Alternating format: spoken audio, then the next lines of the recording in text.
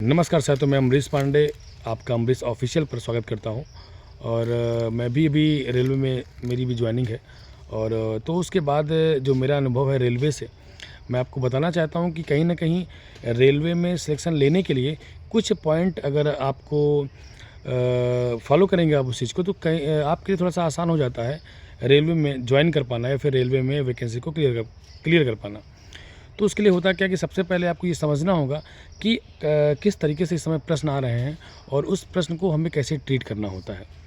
और रेलवे में काफ़ी टाइम भी होता है, टाइम की कमी तो नहीं होती, लेकिन कुछ ऐसी चीज़ें होती हैं, कुछ ऐसे फैक्ट्स होते हैं जो कि आपके लिए इम्पॉर्टेंट है उस चीज़ को समझना।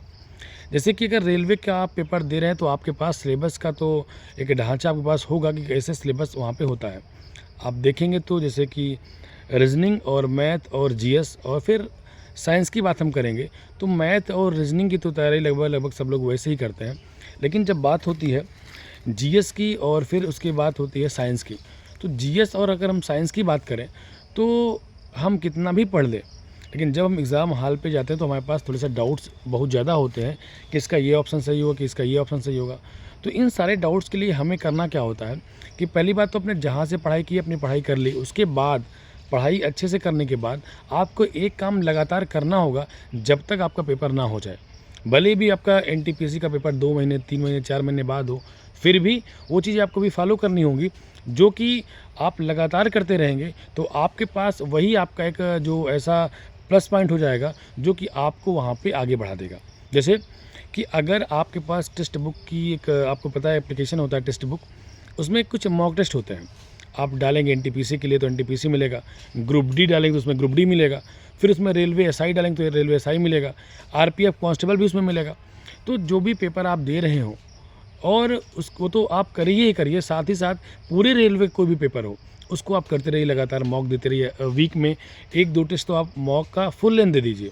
उसके बाद जो उसके सेक्शनल होते हैं, जैसे साइंस का सेक्शनल 20 क्वेश्चन का हो गया, मान लीजिए केमिस्ट्री है, अब केमिस्ट्री का कोई पार्ट आपके पास रासायनिक पदार्थ आ गया या केमिकल बॉन्डिंग आ गया, तो वहाँ पे 5-5, 10-10 क्वेश्चन, 15-15 क्वेश्चन होते हैं। तो आप कहीं भी बैठे हैं, आपने खेत में भी अगर हैं, आप अगर ट्रेन में हैं, आप अगर बस में हैं, कोई भी काम कर रहे हैं, आपके पास अगर 10 मिनट का भी समय निकला है तो उस मॉक टेस्ट को आप दीजिए। और मॉक टेस्ट देने के बाद जो 10 क्वेश्चन का था, 5 क्वेश्चन का था, उसको देने के बाद आप क्या करिए, उसकी एनालिसिस करिए, वहीं पे रीड करिए उसको। तो जब आप बार बार उस क्वेश्चन को देते रहेंगे, क्योंकि आपको पता है कि क्वेश्चन रिपीटेड होते हैं,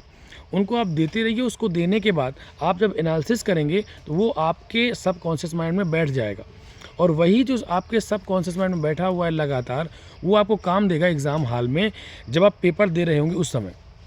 तो मेरा मानना ये है कि आपने कुछ भी पढ़ लिया, कितना भी पढ़ लिया, वो आपके लिए रिलेवेंट तब हो जाता है जब आप लगातार मॉक देते हैं। और लगातार मॉक देने के बाद आपका ये परिणाम निकलता है कि आप जब एग्ज़ाम हॉल में जाते हैं तो बहुत सारे क्वेश्चन भले हूबहू वो ना आया हो, लेकिन जो क्वेश्चन आपके एग्ज़ाम हॉल में आएगा उसको आप ज़रूर कर पाएंगे, क्योंकि आपको पता है कि इसका ये ऑप्शन गलत है, इसका यही ऑप्शन सही हो सकता है। इसलिए मेरी एक सलाह होती है, जो मैंने भी अपने तैयारी तो मैंने नहीं की रेलवे की, लेकिन हाँ, जो भी मैं तैयारी अभी तक कर रहा था उसके हिसाब से अगर देखा जाए तो जो मैंने किया है उसमें ये बहुत बड़ा एक रोल प्ले किया है। चाहे फिर वो साइंस हो, फिर चाहे वो आपका जीएस हो, आप पढ़िए। मैंने कभी मना नहीं किया कि आप पढ़िए मत, आप पढ़ लीजिए, लेकिन पढ़ने के बाद जो मॉक टेस्ट का फ़ायदा आपका होता है, शायद मेरे हिसाब से 70% फ़ायदा आपका मॉक टेस्ट का होता है और 30% तो भाई क्या कह सकते हैं, हम पढ़ लें कुछ भी, हम खूब सारा पढ़ लें, लेकिन जो एग्ज़ाम हॉल में आता है उसके हिसाब से हमें टेस्ट देना होगा। तो मेरी एक सलाह आपके लिए रहेगी, चाहे आपके पास कोई भी मॉक टेस्ट हो, मॉक टेस्ट सेक्शनल वाइज दीजिए, फुल लेंथ दीजिए, मैथ को लगातार सॉल्व करिए आप टाइम बॉन्डिंग बना के, वो आपके लिए काफ़ी हद तक फ़ायदेमंद रहेगा।